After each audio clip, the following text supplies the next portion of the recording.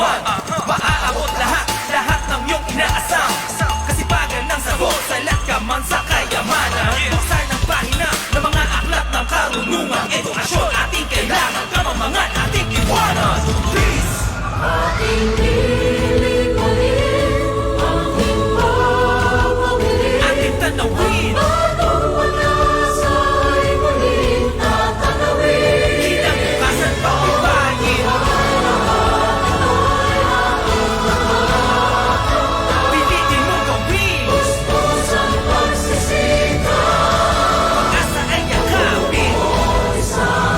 Edukasyon ang kayamanan ng kahit di naman. Isang pangarap ang tutupad, magsisikapan ng lahat. pusang pagsisikap, Kaya mo yun, kaibigan. mabubuo isang pangarap.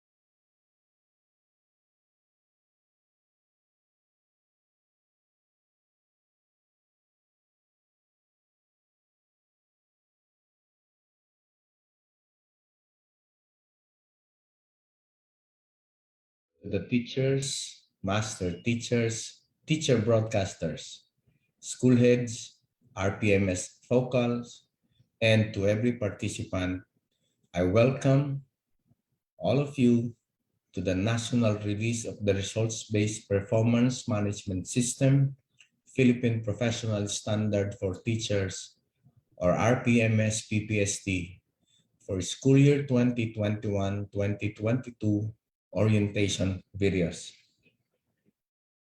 For the past 5 years, since the national adoption and implementation of the Philippine Professional Standard for Teachers, we have proven that despite challenges, roadblocks, and even a worldwide pandemic, we have managed to withstand the implementation birth pains of the professional standards for teachers, and more importantly, we have continuously improved and enhanced the skills and performance of our teachers through a PPST-aligned RPMS. I am glad to report that this school year 2021-2022, we have achieved a significant milestone.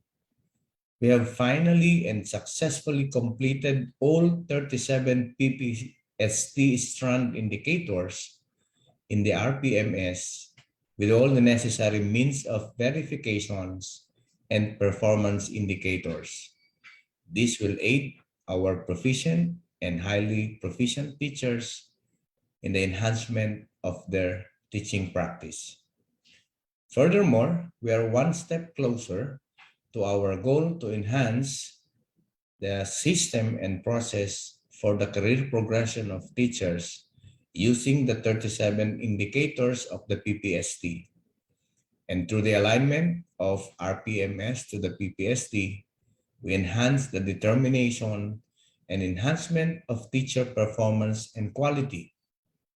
Therefore, the salient documentation and validation of high-quality standards of teaching practice will be achieved through the PPST. So I invite all teachers and RPMS focals to watch the RPMS-PPST orientation series in order for you to be guided in the implementation of the RPMS for the remainder of the year.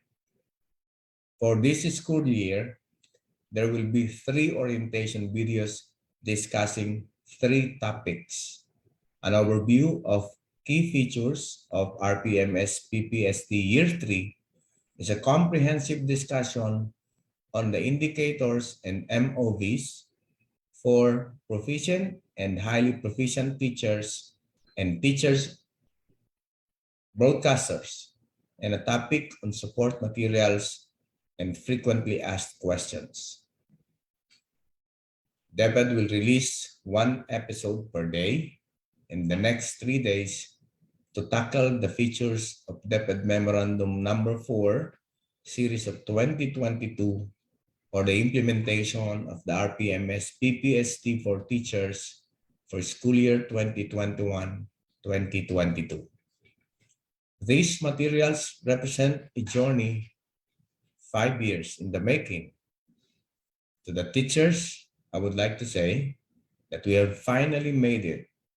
We have finally laid down all the necessary tools and mechanisms that will help all of you, whether you are in the confines of a classroom, in the platforms behind the camera, or in the fields traversed through a two-way radio. These are all in line with the values of the department in adopting a learner-centered and teacher-centered philosophy in the development of its policies, systems, and programs. In the same light, the Office of the Undersecretary for Human Resource and Organizational Development, along with the offices under the office, has always been there to ensure that employees and teachers have favorable working conditions, clear terms of employment, and greater opportunities towards career movement, professional growth, and the eventual financial stability for high-performing and deserving teachers. I would like to take this opportunity to thank our staunch supporters, partners, the Philippine Normal University, the Research Center for Teacher Quality, or the PNU RCTQ, our RPMS-PPST TWG, and all the field RPMS focals and experts who gave their best in the development of the RPMS tools and materials since the beginning of our journey. Once again, welcome to the RPMS-PPST Orientation Series. Salamat at mabuhay po tayong lahat.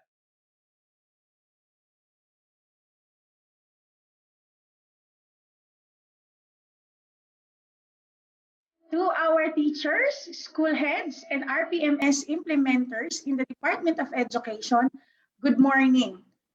These resource videos are intended to reinforce your understanding about the RPMS-PPST for school year 2021-2022. As mentioned, the resource videos will be divided into 3 episodes. And for our first episode, I will walk you through the PPST-based RPMS through the years. Moving on to our topic today. So this will be an overview of the RPMS-PPST tools, including our timeline, which will be divided into 3 topics and objectives. So the first part of my presentation will be an explanation to discuss with you PPST through the years linked with feature progression, including its key feature. It will be followed by an overview discussion about the RPMS tools for proficient and highly proficient teachers. And the last part will be devoted into the timeline or the RPMS cycle for this school year. So moving on with our topic. So, the downloading and integration of 37 PPST indicators in the RPMS of teachers is originally slated for 3 years. This is to provide sufficient time for teachers to understand the performance indicators that is aligned with the Philippine professional standards for teachers. Kindly take note that the distinct context and challenges were considered in the selection of indicators for each year. That is why this is divided into 3 years of implementation. So specifically, for this school year 2021-2022, teachers shall be able to complete all the 37 PPST indicators translated into performance indicators. Kindly take note that the year 3 indicators are really not new. They are the remaining indicators that will make up for the 37 indicators that was gradually released since 2018 or school year 2018. So to discuss in details why I mentioned that this indicator for this school year is not new. So for my next slide, I'll walk you through how these 37 indicators was gradually downloaded in our RPMS. So if you can see, okay, so for school year 2018-2019 and school year 2019-2020, so there are 12 indicators highlighted in green. And for school year 2020-2021 highlighted in orange, those are the PPST indicators that is included. And for school year 2021-2022, yan po yung natitira po nating indicators to complete the 37 indicators. But to mention po and just to emphasize that there are indicators within the 37 indicators that was repeated across year 1, year 2, and year 3. So yan po yung mapapansin nyo po with a single asterisk. And there are indicators as well that was repeated po across year 1 and year 2. So yan po yung makikita nyo po na indicators with double asterisk. So moving on with our discussion. So why there is a need to actually complete the 37 PPST indicators in our RPMS?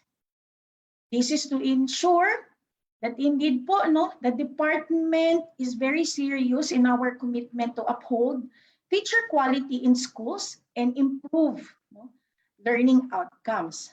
At the same time, teacher performance will be assessed based on only what they do, what they are expected to do as a teacher as defined in the PPST.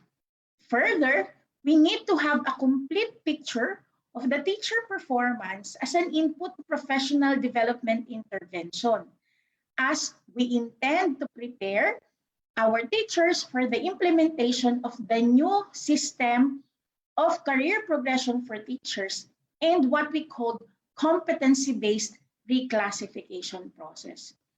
If you are able to watch our series of explanation about career progression for teachers, this will be a sort of like review. But for those who missed that episode, in the next slide, you will see there will be like 3 requirements once we implemented the career progression for teachers, or what we call the competency-based reclassification for teachers. One is that teachers should meet the CSC-approved qualification standards per position. Second, there is a requirement of PPST-based performance requirements. And then the last one is that teacher will still undergo a PPST-based selection process. So for purposes of our topic today, we will zoom in into item number 2, which is the PPST-based performance requirements. That is why po we need to complete the 37 indicators. So for this one, if you can see, each position, each teacher position requires the achievement of a specific PPST indicators demonstrated in teachers' performance. And it will be measured through the IPCRF. Thus, necessitates the completion of the 37 indicators in PPST. Okay, so moving forward, yan. So we will now go through the key features of DepEd Memorandum for Series of 2022. So under this memorandum, it provides guidance, supplementary guidelines for the implementation of RPMS-PPST specifically for this school year, which discusses about and specify the RPMS cycle for school year 2021-2022, lay down the performance objectives, performance indicators, and means of verification for proficient and highly proficient teachers and teacher broadcasters. Included also are the guidelines for the RPMS alternative classroom observation given our context in the new normal and employment of learning delivery modalities. Further, included also in this DepEd memorandum are the RPMS tools such as classroom observation tool, self-assessment tool, and teacher reflection form, including the rater approving authority matrix for teachers and teacher broadcasters. So kindly take note that the performance objectives, performance indicators, including MOVs and tools, will be discussed in the succeeding episode. So make sure to tune in doon po sa ating mga succeeding episodes. So moving on with our discussion, and as I've mentioned, the school year 2021-2022 indicators are nothing new. They are the remaining 18 out of the 37 RPMS objectives which were issued through DepEd Order number 42, Series 2017, or the National Adoption and Implementation of the Philippine Professional Standards for Teachers. Part also of this DepEd Memorandum 4, Series 2022, are the RPMS timeline for school year 2021, which follows the 4 phases of the RPMS cycle and prescribes a timeline on the conduct of RPMS-related activities for this school year. This particular schedule is applicable only for this school year, and that the cycle schedule in the succeeding school year shall still be aligned with the school calendar activities to be released by the curriculum and instruction strand. So we will zoom in with our RPMS timeline. So as you can see in the presentation, so aligned with the phases of the RPMS cycle enumerated in this department memorandum, the different task and activity that the rater and the ratee should undertake in relation to performance assessment of our teachers, including the prescribed schedule and timeline. But since, ito po yung maraming tanong of our teachers, since the DepEd memorandum was issued only this February 2022, Central Office will allow an adjustment on the conduct of activities on these phases, specifically the schedule, based on your context and situation, subject to agreement and negotiation of the rater and the ratee. So despite the late issuance of this DepEd memorandum, the indicators still cover performance for the entire school year and not just the remaining months of the school year. So hindi po ito mag-i-start since the issuance of this DepEd memorandum. So if teachers were able to gather MOVs prior the issuance of DepEd memorandum, and these MOVs are aligned with the indicators for school year 2021-2022, then they may submit them as MOVs, provided po aligned siya with the specific indicators for this school year. Okay? So yan po yung isa po nating clarification about this schedule and timeline of RPMS-PPST for school year 2021-2022. Moving on to the next feature, and that is the scope, the scope of school year 2021-2022. So it will cover po our regular teachers and our full-time broadcasters. So when we speak about regular teacher, they are the teacher who has direct contact with learners and adopts any of the following learning delivery modalities, such as the synchronous learning, the asynchronous learning, the blended learning, modular learning, or those who are engaged in the limited face-to-face classes.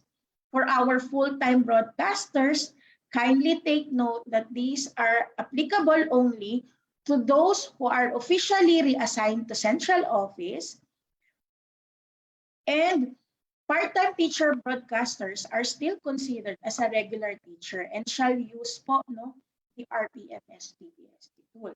So meaning for full-time broadcasters, they have no direct contact with students and deliver lessons through TV-based, radio-based, or DepEd teleradio, and create and contextualize the video lessons and radio-based. So as I mentioned a while ago, so there are teachers that they do teacher broadcasters work on a part-time basis. So for purposes of RPMS-PPST, for our part-time teacher broadcasters, they still need to use yung regular teacher tools, RPMS-PPST tools. Okay, so that's our third feature of the DM4 series of 2022. So moving on with our discussion, allow me to present to you the summary of the indicators for proficient teachers.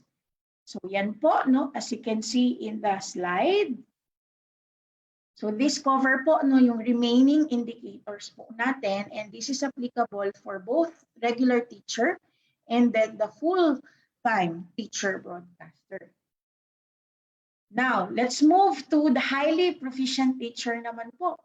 So for highly proficient teachers, yan po yung summary of our indicators for both regular teacher and the full-time teacher broadcaster for highly proficient teachers. Okay. So I'm giving you time to actually see yung summary of these indicators. Okay. Now, my question is, are you ready to dive into the RPMS-PPST indicators? If yes, then watch out and kindly stay tuned for the release of episode 2, which will discuss and we'll have an in-depth discussion as to the 18 PPST indicators. So kindly stay tuned at DepEd FB page. Kindly follow our BHROD page for the next episode. So with that, again, to our teachers, school heads, and RPMS implementers, good morning, everyone.